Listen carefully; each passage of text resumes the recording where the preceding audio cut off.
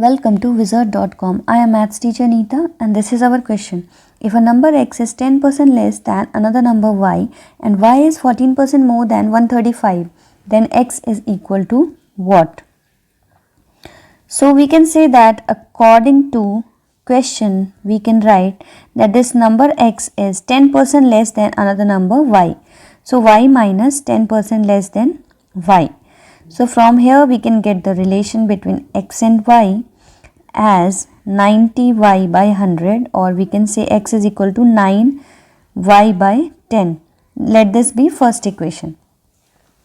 Now another thing is given in the question is this number y is 14% more than 135. So y is 14% more than 135. This we can write mathematically. And if we solve this, we'll get y as y equal to 153.9.